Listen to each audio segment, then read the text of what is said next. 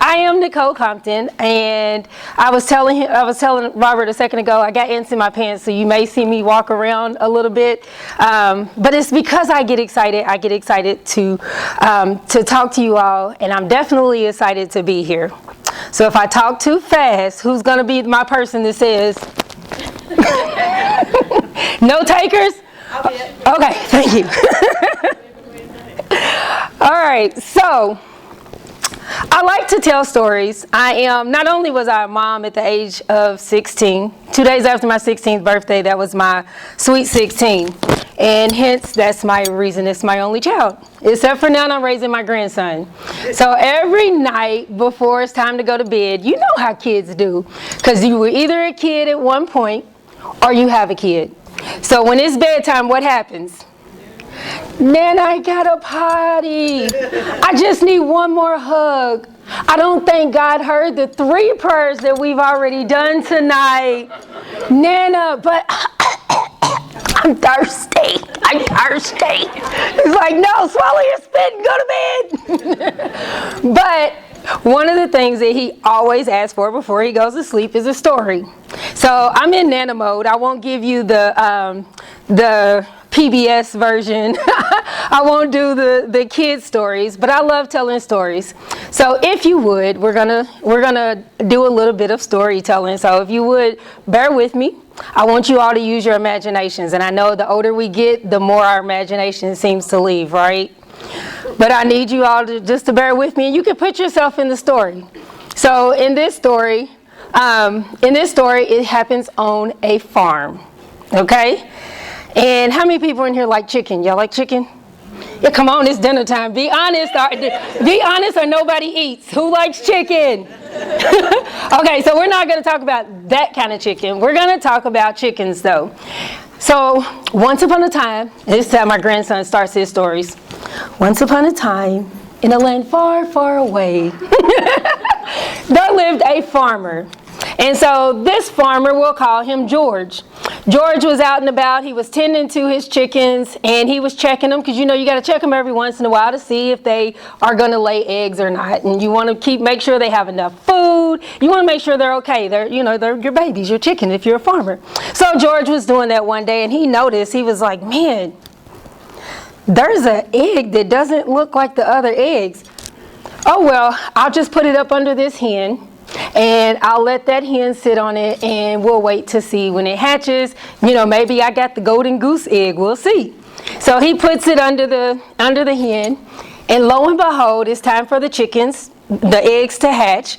And so the mama chickens, they're all looking around at their eggs, and then you have this one, the big one that he found, that comes to life. It comes out of the eggshell. Doesn't quite look like the other ones. And this is not the ugly duckling story, so we're not going to call him the ugly duckling. But we'll just say the chicken that came out of the egg was you. So you could be a pretty chicken. If I was a chicken, I'd probably be pink with sparkly glitter feathers. You can be whatever kind of chicken you want. But in this story, you are hatched and you're a chicken. So Farmer George, he watches over you, the funny looking chicken, with all the rest of the chickens. But he noticed something just wasn't quite right. And that chicken, he kind of knew something wasn't right. But he did as the chickens did. He dug in the ground and found worms. He ran in the yard and played. He did everything that the chickens were doing, because he was a good chicken. He was a good chicken. He loved his family. He loved the other chicks and the hens. And so he was a good chicken. Until one day, the sky got dark. And all the chickens got scared, because that's what chickens do. Chickens, ooh, scared. So the chickens run in the chicken coop, and they hide. One of them looks out, and they're like, oh my God, is the coast clear? Coast is clear, y'all can come on. So then the other chickens, they all, okay, coast is clear. Whoa, mama bird, what was that? And they were like, oh, that was a bird that's not like us. We're chickens. That was an eagle. We very rarely see eagles around here, but I'm pretty sure that's what that was. Okay? So next day they're out playing. You're out playing with your friends. Farmer George, he comes out, he puts the chicken feed out, you're excited, life is good, it's another normal day. No more big dark clouds, no more swooshing, right? But then, all of a sudden, here it goes again. It gets dark. And so everybody runs, but you're curious, because if you're in this room, that means you're not like everybody else. So there was something about you that was like, So being curious, you walk out and you look, and there it is. Standing in front of you is the bird that was overhead. And so he's like, hey, psst, psst, come here, man. Come here. And he's like, well, so you're getting scared because you're like, I don't know what this one's going to do, but you're pretty smart and you're inquisitive. So you go on over and you're like, okay, how are you? And you're timid. And the big bird that you saw flying, he's looking at you and he's like, man, what are you doing here? I was flying to the top of the mountain over there, and as I was flying, I had to stop for a second and look like, what was that? And he said, what are you doing down here on this farm? Don't you know that you're supposed to be out and about? You got freedom? And he said, oh no, I'm doing what I do every day. I'm with my mom, I'm with my brothers and sisters, my friends, and this is just a normal day. What are you talking about? And so then the eagle says, you're not a chicken. You have an identity complex. So I don't know if y'all seen Toy Story 3 or not. This was a Sporky moment, okay? He's looking at you and he's like, you're an eagle, but you're chilling with the chickens. And he's like, but I'm happy, I'm safe, Farmer George, he comes over, he feeds us every day, we get to play. It's a wonderful life, it's all I know. It's where, it's my family's here. He said, nah, man, you're supposed to be out there flying. You're supposed to be whooshing over the farm, not digging in the dirt. And so you're kind of smart, really, really smart. And so you start asking you ask the eagle, so if you're trying to help me and trying to tell me that I'm an eagle, wink, wink, when I really know that I'm a chicken, then that means you're not going to hurt me, right? And the eagle's like, man, why would I hurt you? You one of us. I mean, I'm trying to figure out what you're doing down there with the chickens. And so you're like, okay, well, give me a minute, I'll be right back, all right? And he's like, oh, yeah, cool. He's like, you're not going to do anything to me, right? No. And so you back up, you back away, and you're like, whew, I'm safe. And then all the chickens, they're looking out like this. What were you doing talking to that eagle, man? He could have ate you, he could have killed you. You know what eagles do, they're super strong. And he's like, what? He's out there trying to tell me I'm one of him. And they're like, no. You need to stick with us. Stay safe. It's not safe out there. We see the eagle. We don't know where he's going. He goes up to that mountain and that big old cliff way out there. You need to stick with us. You need to stay safe, right? And so what do? What would you do in the situation? Stay safe. Stay safe. Your mama's there. Your brother's there. Your sister's there. Mom and them.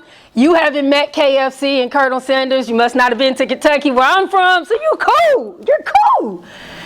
And then the eagle leaves and the next day comes. But now he sparks something because you're like, well, I am kind of pink and glittery. I do have bigger wings. I am the tall one in the family.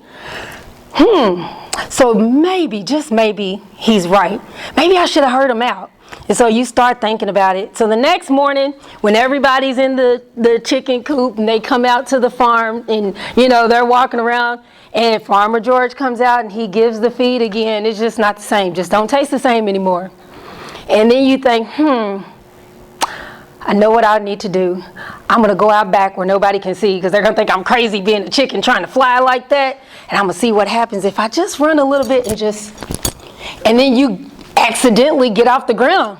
And it scares you because you've never been off the ground before.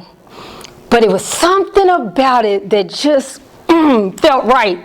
So for the next couple of days, you kept trying to stretch your wings a little bit more, trying to jump off stuff and see if you'll fly, try to do running starts, like little kids do for the pool. I got it. And then the eagle comes back. He's like, man, You stood me up the other day. I thought you was coming back out. Now, remember, your family at this point, they're not around because they're still, oh my God, I can't believe he's out there talking to the eagle again. And the eagle says, I'm telling you, man, life is good. You need to come with me. So this is the part where I end the story. But this is the part where your story begins. See, if it was me, and I can't say what you will do, I can say what you should do. But if it was me and I was the eagle, I would go.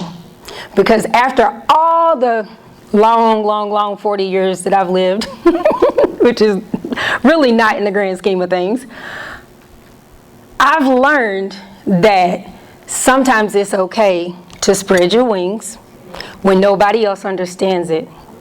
That sometimes you're able to fly when those you love and those around you who were raised just like you, who love you, who mean well, cannot. And so my challenge to you today is for you to figure out, and you can do it at home, and if you got a mommy and a daddy who puts you to bed, or a nana, then at that moment, Nana, I need another story. Right before the 3rd cup of water and the 5th bathroom break and the 6th prayer to God. Finish the story in your head. Just lay there and think about what you would do in that situation. Now, I'm going to speculate, because I've told you what I would do. I'm going to speculate, and I would say that each one of you who have done all that it takes to get into the Honor Society and that are going to be inducted today, I would venture to say you're an eagle. And I would venture to say that you would probably spread your wings, because the fact that you did everything that it took you to get here today, that you've already kind of spread them. And some of you may be soaring. And those who aren't sure if you want to soar, if you're not sure if you want to leave the nest and you want to go out and you want to try something new, let me remind you this. Chickens rarely leave the farm until it's time to go to KFC and the table, and then you guys eat them. They rarely leave the farm. Day in and day out, they're safe. They're safe because Farmer George is going to make sure they're safe. They're fed. But you know what? The eagle gets to spread his wings every day. They get to soar. I've been told that eagles, not only do they soar the best when there's rain and turbulence. That they love it. So when we're in the house and we're trying to stay, got to keep your hair together, you're trying to stay warm and you're trying to stay dry, and the chickens are in the coop and they're trying to stay dry and safe, the eagle's having a great time because he knows that every obstacle is really an opportunity for him to try something new, learn something new, and do something new. And he knows, he has the confidence to know that he has the potential for great things. And in the first book that I wrote, one of the things that I pointed out was eagles soar. And not only do eagles soar, but you'll never see a flock of, I don't even know if you call it a flock of chickens, but you'll never see a flock of chickens in the sky together. In the sky together, because you don't usually see them flying. The birds that you do see flying in the sky, those are the ones that fly as a flock and you see all of them together. But if you've ever seen an eagle for yourself, or if you've ever seen video, an eagle soars high, confidently, is majestic, and it soars alone. So you have to think, do you want to be a chicken and play it safe? Or do you want to be able to see far, far away, to handle the obstacles and have fun, fly and have fun in the midst of storms? I hope that each one of you are ready to soar. So I've left a little gift for each of the inductees for tonight. And I'm going to tell you a little bit about this gift. And it brings me to another story. So, as was stated, I I got pregnant at the age of 15. And in getting pregnant at the age of 15, I was top of my class, 3.8 something GPA, advanced and honors student. And at that point, you couldn't tell me anything because I had the confidence of a full 15-year-old. Because you know, at 15, we know everything. Everything. And so my parents, you know, they told me, don't do this, don't do that. And I didn't listen. And the first time I ever was with my son's father, he said 5 words afterwards. You know I got you pregnant, right? Changed my life forever, you all. Forever. And at that point, it could have been a bad thing. But instead, I decided to be an eagle. And at that point, I didn't even know the story of the eagles and the chickens. But I decided to be an eagle because all of the people who had praised me, my family, my safe zone, my church, my pastor, my mom, my dad, my teachers at school, my chess coach, my orchestra teacher, they all thought I was wonderful. But miraculously, I made a bad decision, got pregnant, and lost my brain. Because after that, I was told, you'll never be able to finish college. You won't go to college, and you'll never be able to finish high school at this point. Hang up your dreams of ever going to school and ever traveling the world and ever having all the nice things that you've talked about up until the point of being 15. My mom and dad, they resigned to, okay, we have a pregnant teen, and put me in a school for teenage moms and pregnant teens. And at the teenage parent program, we were coloring books. Now, granted, I'm in 10th grade going to 11th grade, and I'm coloring books. And they just wanted to basically get us out, you know, and they were doing us a service by making sure we didn't drop out and we stayed. But I couldn't sit with the chickens. I wanted more. And I went to my counselor. I always thought my counselor came to me until years later she told me. I came to her and I said, this isn't going to do.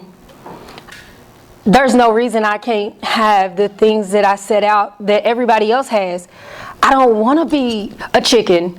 And there was some good teenage moms that have done wonderful things with their lives. But at that point of 11th grade and coloring on coloring sheets and making baby blankets, that wasn't it. I knew that wasn't going to get me to college, and I knew it wasn't going to get me beyond that. And I knew that I had to get over what they told me I couldn't do. And I don't know if y'all noticed or not, I'm just a tad stubborn. Just a tad.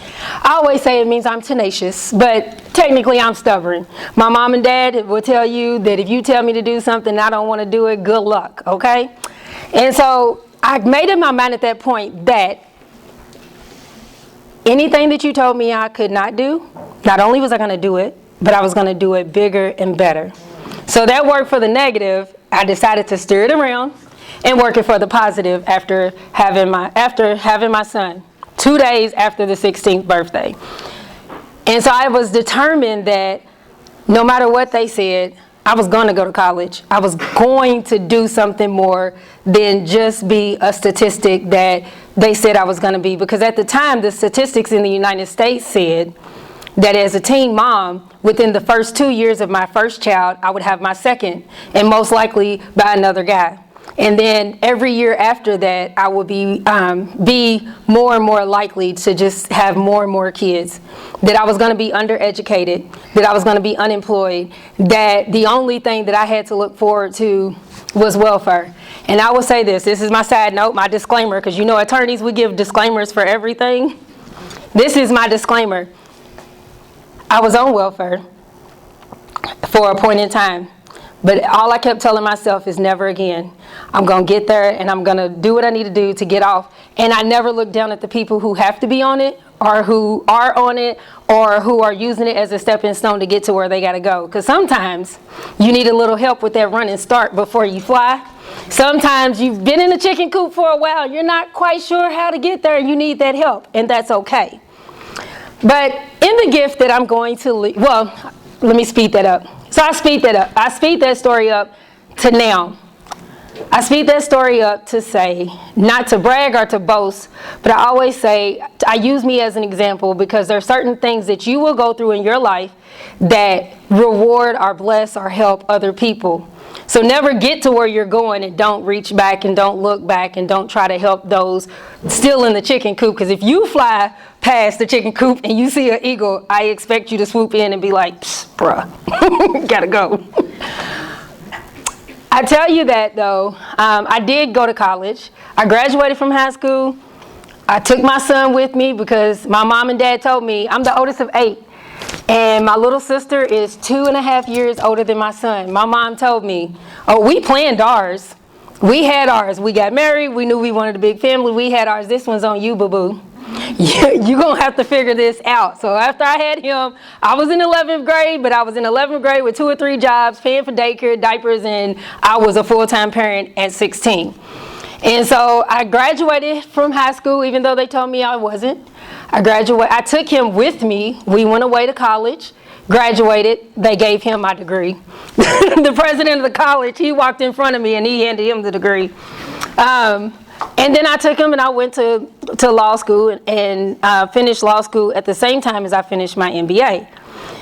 The day before I walked across the stage for the law degree and the MBA, I remember asking the admissions counselor, I was like, when I was accepted to college, to the law program, how many people had applied? Because I was just curious. I knew what my class was. I knew how many of us were finishing. And, we're about to walk across the stage. It's a great feeling. It's a great day, all that hard work. And she told me there were over 12,000 applicants for that position, or for that class. They only took 153 out of that 12,000. You do the math. Not really good, carry the one. A lot of people applied. And so out of those people who applied, there were 3 African American students, one who dropped out the first semester. There was me, and there was me and one other guy. Out of 153 students, out of the 12,000, I was the only African American female in my class to be accepted that year. And I was determined. I was going, whatever you tell me I cannot do, I'm going to do bigger and better than what you told me I couldn't, right? And so I say that to say, if you think about it, I should have never been there. If I stayed and I let people tell me who I was and limit what I could do because of what they thought I was or where my beginnings started, I would have never, ever taken that step.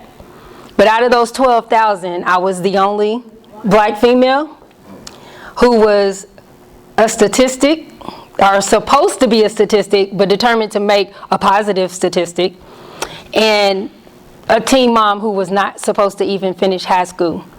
So if I can do it, you can do it. And I went on to work on, I'm like 2 classes away from a second master's, but I got where I was going and figured, I'll do that later. So one of the things that I'm going to leave for you, and I said one more story, I guess it's 2. The other brief story, how many of y'all remember hall passes in school? You're doing the pee-pee dance, or you just want to get out of class and walk the hall because there's a cute girl or guy in the class down the way. And your teacher, you raise your hand and say, get permission. Hey, I gotta go to the boys' room or the girls' room, right? And the teacher did what? Come up to my desk, get the keys, get the hall pass, let me write you a note so they don't stop you in the hallway, right? They gave you a hall pass. So tonight I am leaving with every inductee a hall pass. Now what it says on this hall pass, because sometimes even if we've been raised to think that we are chickens when we're really eagles. I remember, quick story. I keep saying it, quick story. My mom, I love her dearly. My mom is a chicken, I'm an eagle. Love my mom, I know that I was birthed from her, but we think totally differently. When I finished, before I went to law school, I deferred my admission for a year. I took a job at PepsiCo and Frito-Lay. At that point, it was like 2001. I thought I was balling. I made $50,000 as a 21-year-old. In 2001, you couldn't have told me that wasn't six figures and I wasn't a millionaire, okay? And so my parents, who were both hardworking but not making that kind of money, they wanted the best for me. Even the chicken in the story, even Farmer George in the story wanted the best for the eagle, for you. My mom wanted the best for me. I remember I told her, I was like, I'm going to law school. I deferred my admission for a year just so I can make a little bit of money, because you're not allowed to work in law school if you go full time. I needed to save up some money, get my house, that kind of thing. And I told my mom, I said, I'm putting in my 2-week notice at PepsiCo Frito-Lay. And I was an operations manager. There was only 1 or 2 other people at the plant that were over me. And so I was young. I had status, or what I thought was status and power and money and all of this. And my mom, being a chicken, was like, baby, people don't quit those kind of jobs. You retire with that. You never leave those kind of jobs. What are you thinking? Are you sure? You really gonna spread your wings and try to fly to the cliff? I told my mom, I said, I'm confident. I prayed about it. I planned it out, and this is what I'm going to do. Put in my 2-week notice.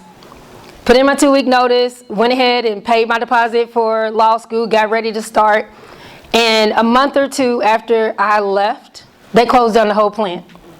Everybody there who had been there for 20, 30, 50, 60 years and thought they were going to retire from there got laid off, got cut. No jobs. I mean, hundreds of people, no jobs, and they're trying to figure out what next and what to do. Luckily, I was brave enough to be an eagle. I tell you that story to make partly so that you understand why I'm giving you a hall pass. Because at that point, I came to my mom thinking I was going to get encouragement. And I love my mom, I do. And she, even now, is like, I didn't think it was going to work out the way it did. But I love her, and she thought she was telling me right, but sometimes you have to know what you're supposed to do with your life. And guess what?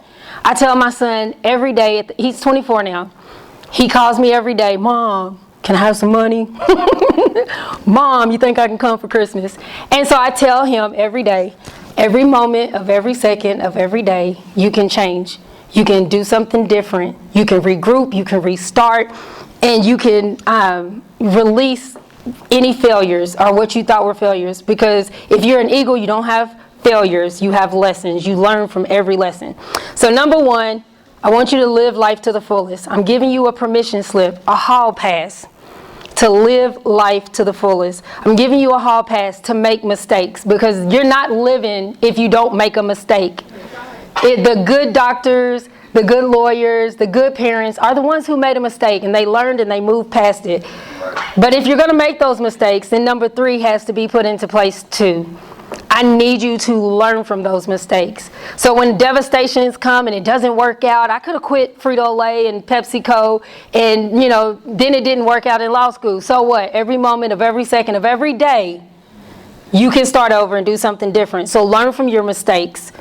Number 4, I give you a hall pass, a permission slip to try something different, to have a bucket list, and to do everything on your bucket list. Don't hold anything back. If you're given the opportunity, like the song says, if you get the chance, I hope you dance. I hope you take that chance. And above all, I want you to soar like an eagle. And for me, I got through law school with acronyms. For me, SOAR means this: succeed and stand for what's right always. So if you believe it's right for you, if you believe it's the right thing to do, I need you to stand and do it. Then I want you to chase opportunity. So the O is opportunity. Be an opportunity chaser. If you see something that's kind of scary, I want you to keep pushing forward and do it. And I pause because I applied for an appointment for a judicial position after losing 2 elections, not 1 but twice. Got a call from the Supreme Court of Kentucky today. And I interview in a week. So keep me in prayer. But I'm telling you stuff that I live by. So when I read that, it was like, oh, gut punch. A, I want you to achieve your greatest potential. So your potential is not the same as mine. And your potential is not the same as hers. And his is not the same as his. Each one of you all have God-given potential, or your self-created, whatever it is, you have potential. I'm giving you permission to achieve your greatest potential, nothing less. And R is release, regroup, restart, and recreate if it's needed. It's okay to have a second chance and take that second chance. And so with this, the hall pass that I give you, the permission slip, has no expiration date. I'm giving it to you tonight as a remembrance that you can soar. And sometimes it might be lonely, but enjoy the storm and spread your wings. You can visit the chicken every now and then. The chickens every now and then. Father George will be happy to see you. Farmer George will be happy to see you. However, I want you to focus every day on spreading your wings and soaring. Thank you.